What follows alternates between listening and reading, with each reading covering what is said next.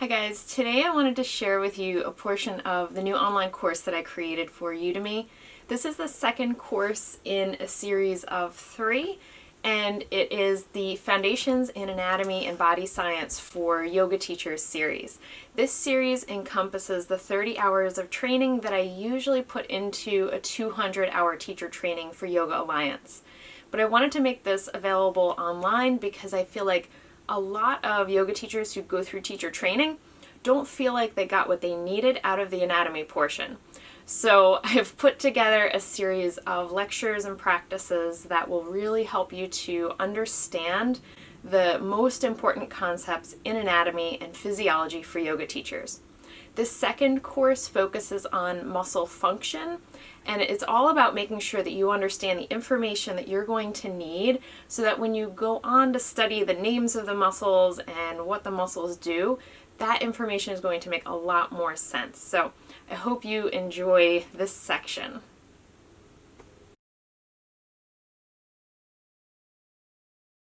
Now we're going to go over some of the ways that I like to fill in some of the missing components or some of the blind spots in yoga.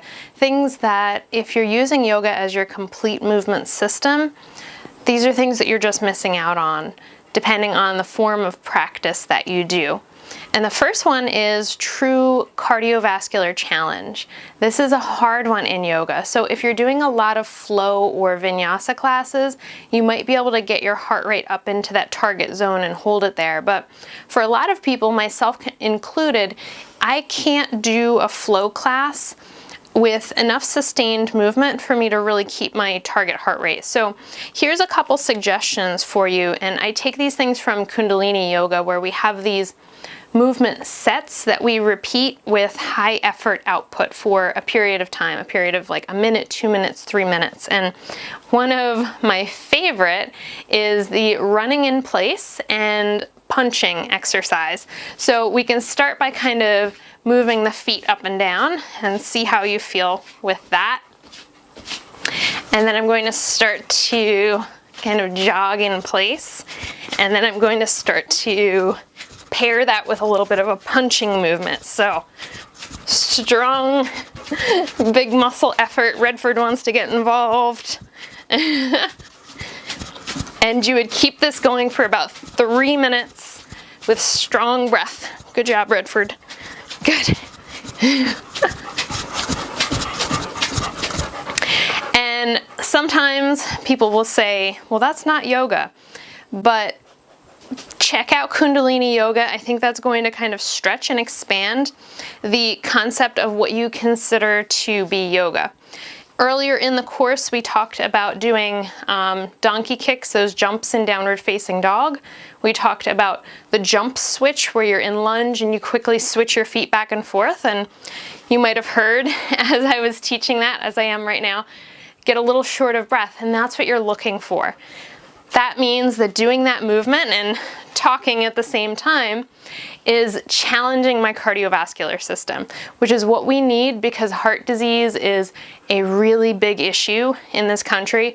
We need to do a better job of taking care of our cardiovascular systems. So the next one is pulling. And yoga is really a lot of pushing and not so much pulling. So I'm going to show you my TRX system. And this is usually something I use in my morning workout. And it is an excellent adjunct to yoga because you can fill in a lot of the missing pieces.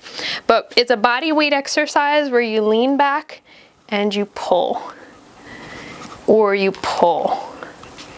And you can get all sorts of different shoulder movements. Now I have an anchoring system installed in the roof of my tiny house into the ceiling, right into the steel beam. But you can also get TRX systems that you put into a door and close the door, or they have systems that will attach to the top of a door frame that you can use to set this up. I'll show you another way that I like to do pulling.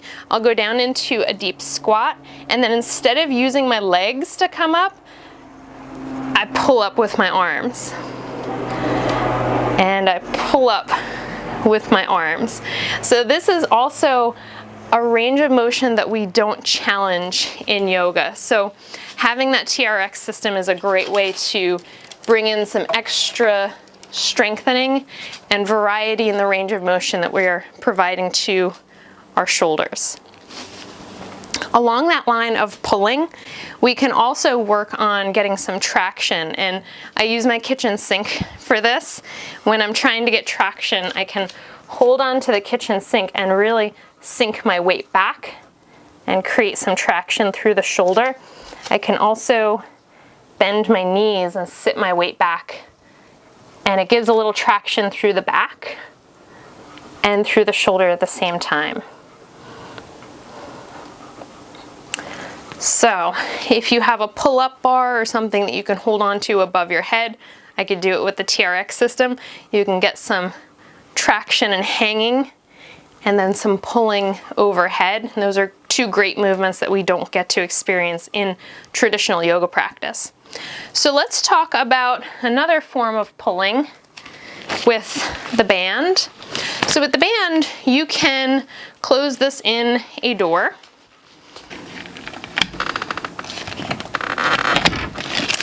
Like that. And then you are able to work on pulling movements in different planes of movement. And it also gives you a different strength component. I think I mentioned in the lecture that Laurel Beversdorf teaches yoga with resistance bands, and it's really a lot of great movements for yoga where she's incorporating resistance training with bands. So check that out if you're interested in getting a stronger strength dynamic, but still staying in that core of what yoga is. The next thing I'm going to talk about is wrist and grip strength, and I mentioned in the lecture you will see all sorts of things all over the board about wrist and grip strength, but my two go-to things are my flex bar. I do these exercises almost every day. I do a supination exercise, I do a pronation exercise, I do a wrist flexion and extension exercise, and I will also do an eccentric release of my wrist extensors because I've had tennis elbow before and that is not fun. So this was the movement that actually got rid of my tennis elbow pain. The other thing that I also use is therapy putty, and this is a medium firm putty, and I will just work through it with my fingers, squeezing and then opening. It's warm today, so the putty is a little extra soft, but this is a great way to get strengthening in your thumb, in your finger flexors, in your finger extensors. You can just play with it while you're watching TV, which is what I usually do. You can stretch it. You can do wrist exercises to strengthen the inside and the outside of your wrist. These are a lot of really targeted things that are very hard to do on your yoga mat that really need cross training, such as these sorts of things, but they can add so much to your yoga practice. When your wrists feel good and you can do weight bearing, it makes the rest of your practice so much more enjoyable. Okay, the next portion is the balance of strengthening our quads with strengthening our hamstrings. More often than not, the hamstrings are a focus of stretching, of forward bending, and always trying to lengthen, lengthen, lengthen, because the hamstrings usually feel, quote, tight. But a lot of times that tightness is because the hamstrings are not strong enough, and it gives us the felt experience of tightness, even though it doesn't necessarily mean that we need to stretch the heck out of them. So I'm going to grab my yoga block and show you one of the options that I like to do. You can do this in lunge, you can do it in all sorts of places from table, but I like to do a version of dancer where you squeeze the block right there, and I feel my hamstring, and then I'm going to start to come forward into dancer. Lots and lots of squeeze back here.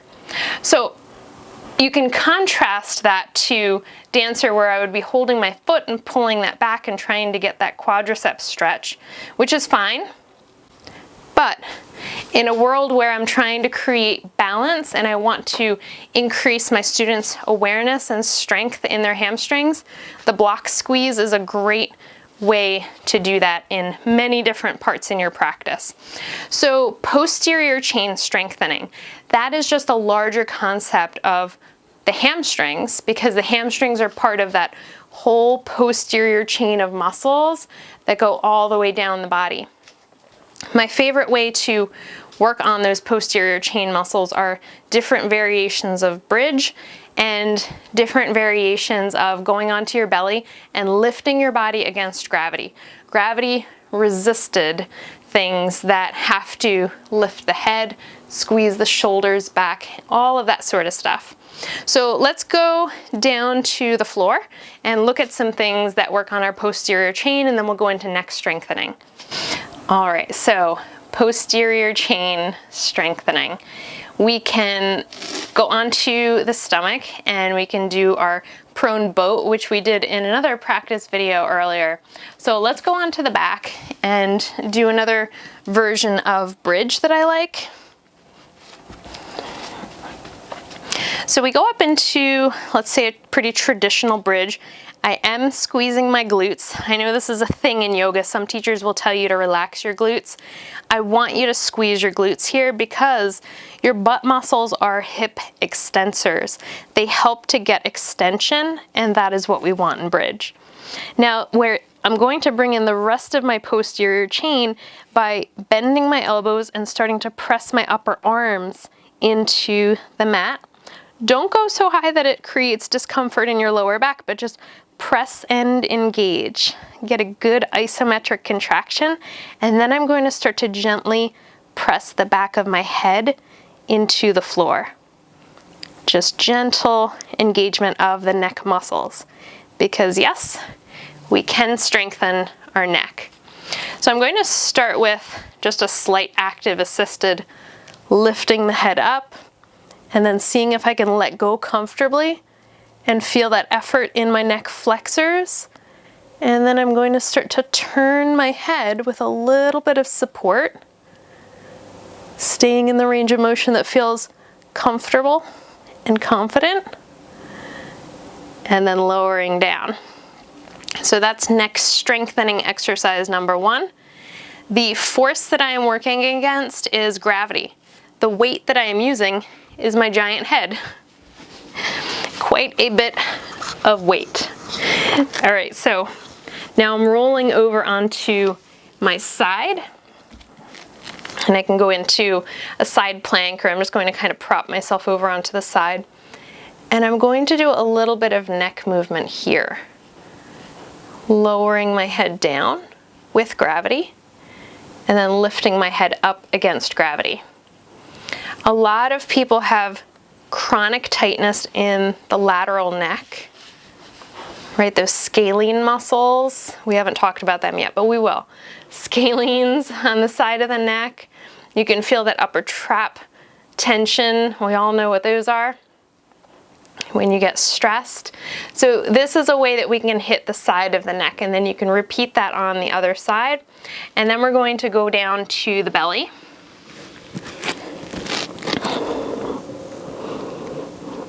And I'm going to lift my head up, emphasizing that natural curve.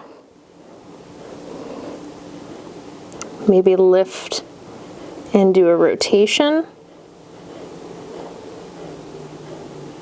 Lift into full extension.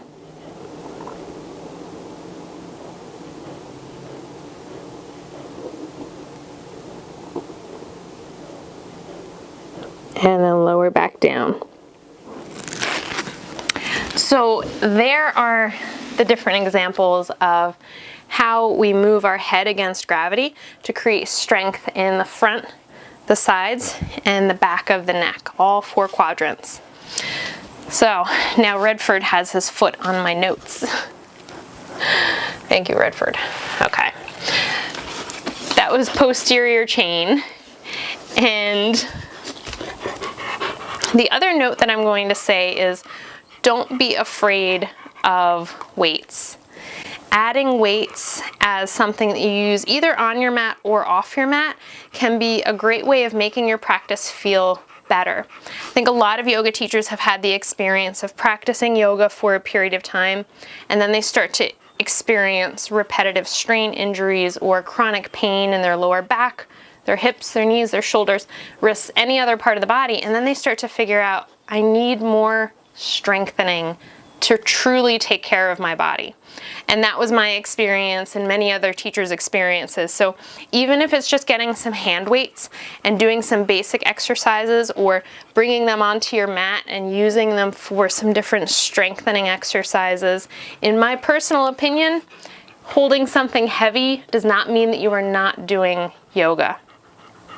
All right, the next topic that I'm just going to revisit is the idea of isolated movement. So isolated movement helps us to uncover things that we might not have been aware of. And I'll show you one of my favorite examples of isolated movement. This is also a very good way to hone in and hyper focus on your body, because you can't do these sorts of movements and think about making a grocery list or think about what you're cooking for dinner or a phone call you have to make. You have to be completely 100% focused on these movements or you won't be able to do them. So the first one is playing around with a block as a way to see how easily I can stabilize or how effectively I can stabilize, or maybe not effectively, we'll see. Here's the block on my lower back, and I'm going to see if I can keep that block level and move my arms. And then I'm going to try to do a cat and a cow in just my upper back without moving the block. This is hard.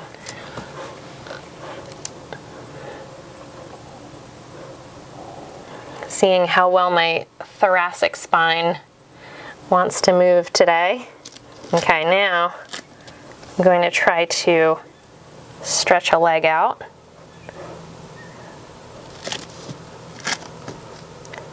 And then stretch another leg out and keep the pelvis as still as possible.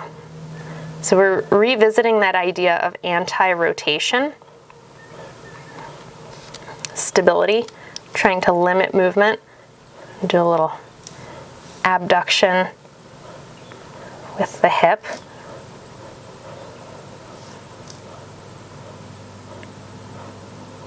Maybe a little circle. So the next progression that I would do, instead of having a block, or I might stand the block tall ways on my student's pelvis, or I might put it on their upper back and have them try to rock the pelvis without moving the upper spine. And then if I'm really feeling torturous, I will take a tennis ball and put that on some part of the back and see if we can do movement without disturbing the tennis ball or letting it roll off the back. So that's how I try to explore isolated versions of movement.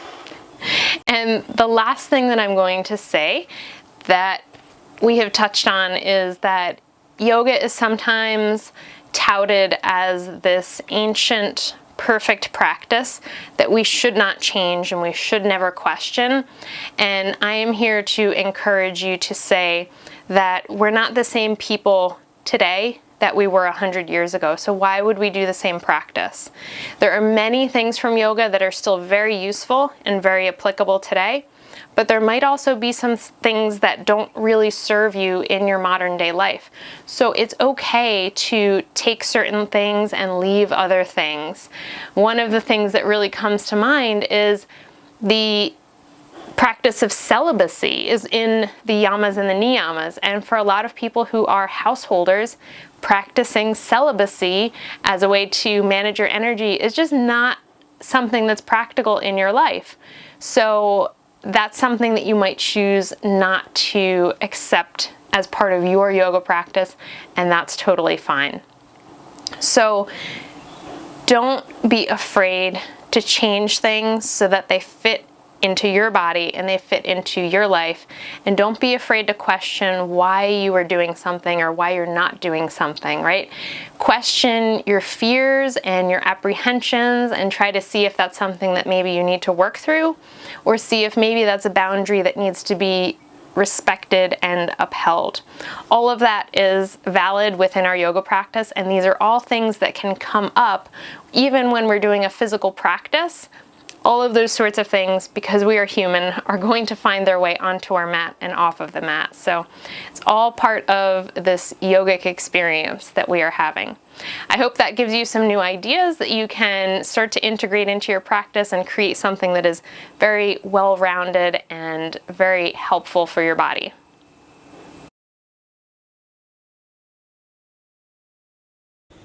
Thanks for watching this segment of my new anatomy course.